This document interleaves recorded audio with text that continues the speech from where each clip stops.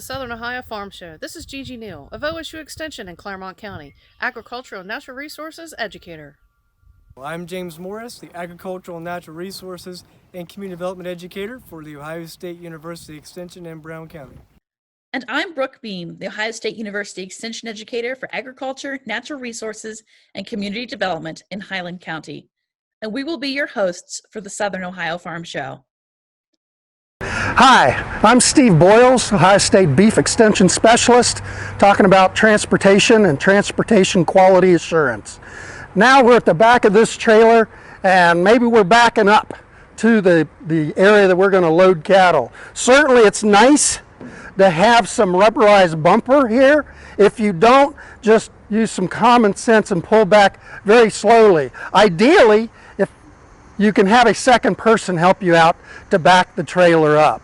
Also, this comes into play with corral design. Most trailers have the gate that opens on the driver's side. I see this most common living in Ohio. Although some of you, if maybe you've traveled in the South, there will be some trailers that I've seen that open in the middle.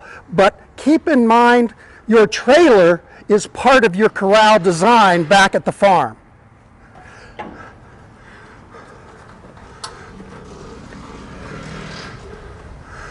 With our door open, one of the things, if I load cattle quite often out of this particular location, the easier the cattle have to step up, they're going to flow more easily into the trailer. I understand if you're at other person's farm, you have to make do with what they have.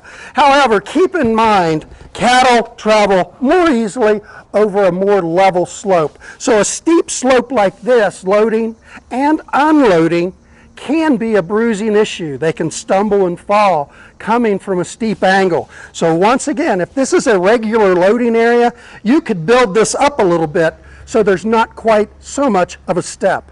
Also, when loading cattle, it's ideal to have them moving when you load the cattle rather than having them, say, standing right about here and then you're trying to move them up into the trailer. So ideally, you're going to move them, get them moving, and they're going to load into the trailer. Hello, this is Richard Purdin with OSU Extension. I'm the Ag and Natural Resource Educator for Adams County, Ohio. And today I want to talk a little bit about the pros and the cons of chopping silage. So as you look at this field here, this was harvested on September 19th of 2020. This field of corn produced about 16 tons to the acre of corn silage, which is average crop. Some of the pros to corn silage is it's a great feed. It's a highly high energy and high protein, and it does wonders for feeding out cattle. And for those still milking cows, it can really increase milk production in the parlor. But one of the cons to chopping silage is it's really, quite frankly, hard on the ground. It removes a lot of nutrients from the soil and it leaves the soil bare. As you can see, there's not much residue on the soil here. Why is this a bad thing? Well, one of the reasons why this can be a bad thing is that it actually exposes the soil to the weather. A lot of weather events during the winter time. The sun, as you can see, today it's in the 70s, but if I was to check this soil temperature, I bet it would be well upwards to 100 degrees or more. So some of the things to consider if you do chop corn silage, after this corn silage is removed, it's a great time, we're still in mid-September, it's a great time to put in some cover crops. You got plenty of time. This will be planted to spelts that will be used for forage the next season. But there's also many different other types of corn or cover crops that can actually be used. Some other cover crops that can be good for this time of year is winter wheat and cereal rye. Those are all very good cover crops to consider. So some other things to consider is your nutrient removal. Since we got time here in the fall, and as you can see, the ground conditions are quite well, I have actually applied manure. It's from a dry stack or from a dry feedlot, beef cattle manure. Make sure that you know how much your manure spreader is putting on. I've calibrated my manure spreader to about 5 to 6 tons to the acre application. So if you want to know what that looks like, that's basically not covering the soil, and it doesn't take much. This is about 6 tons to the acre of manure application. So as you look down here, it's not covering the soil. It's basically just putting in, just scattering or sprinkling, I guess you could say, over the soil.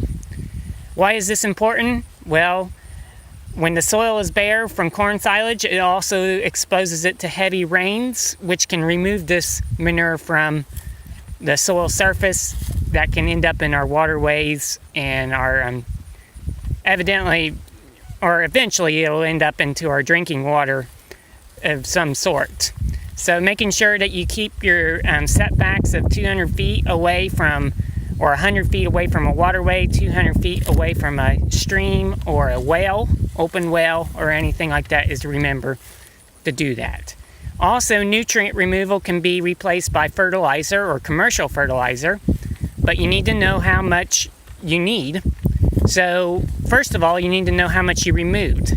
So from 16 tons to the acre yield corn silage, I basically removed 155 pounds of nitrogen, 50 pounds of phosphorus, and 116 pounds of potassium.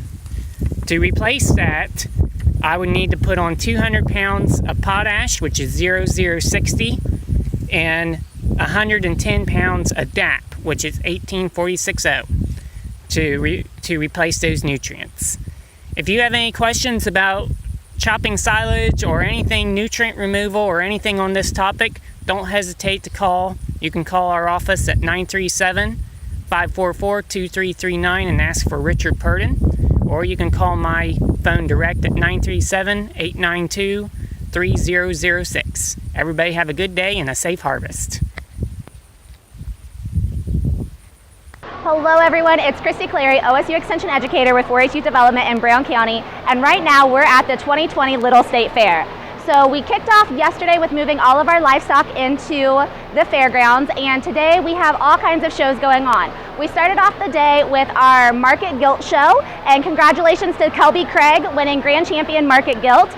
And we've also got some horse shows going on, and our Pygmy Goat show is going on. You're actually right now in the ring where that is happening, so you might start hearing some of the announcements as I'm talking about some of what's going on.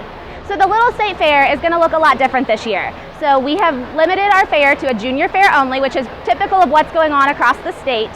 And with that, we are focusing on project completion. And so we're still having all of our market and breeding shows, our showmanship classes, but we cut out some of the extra stuff we would normally do. A lot of our non-livestock projects we would typically judge in July and early September. We're actually judging today and Thursday as part of the fair. And so instead of having their projects on display, they're actually going to complete their projects at the fair. While we're out here, we've got a lot of other things going on. Again, those market and breeding shows. Today we'll have that project judging in the afternoon.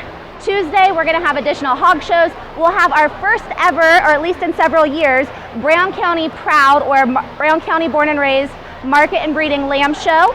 And on Wednesday, we will also still have additional horse shows. We'll have our County Born and Raised Beef Show. And on Thursday, we'll have our Beef Show, which will actually start in the afternoon. And in the morning, we have Cloverbud Games put on by the Brown County Farm Bureau. And then we have our 4-H project judging and 4-H awards. At 3 o'clock, we'll be doing our 4-H awards in the Danny Gray building, and that is where we're also going to recognize our Brown County Friend of 4-H and 4-H alumni for the year. I've already mentioned we've had a few titles that have came out of today, but last Saturday we actually crowned our 2020 Brown County Junior Fair King and Queen, and those honors went to Libby Scott. She is a graduate of Georgetown High School and currently a freshman at Morehead State University, and she wants to be a 4-H educator someday.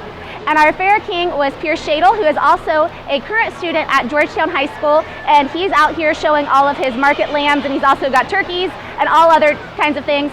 All of our royalty who are a part of the junior fair are helping at all of our shows and having a great time.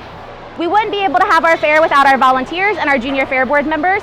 Our junior fair board members work tirelessly throughout the week, throughout the entire year getting prepared for this, but it's really those individuals plus our volunteers who make the fair happen. And so we want to say thank you to all of them. If you'd like to come out, I know you're going to see this on Wednesday. We will have things going on Wednesday and Thursday. The only livestock that'll be on the grounds on Thursday will be our beef, but we do still have our Brown County pork producers are open, the Brown County cattlemen's are open, and the Brown County horsemen's with fish sandwiches are open. So if you're just looking for some fair food, we've got traditional fair food, but our Brown County special fare, as far as that goes, that's one of the things people come out for every year is to see those commodity groups foods. So if you'd like to come out, you can. If not, you can see some of our photos on the Brown County 4-H page, and we're going to have a great week here at the Little State Fair. One other thing I would add in is that what we're seeing is that we're 100% focused on the kids, which is what 4-H and the junior fair is about. So it's exciting to see all of the people coming together to support the kids. Every year there's other things going on. This year we are 100% focused on these kids, and it's great to see everyone being so supportive. So if you choose to come out, we'll see you at the Little State Fair.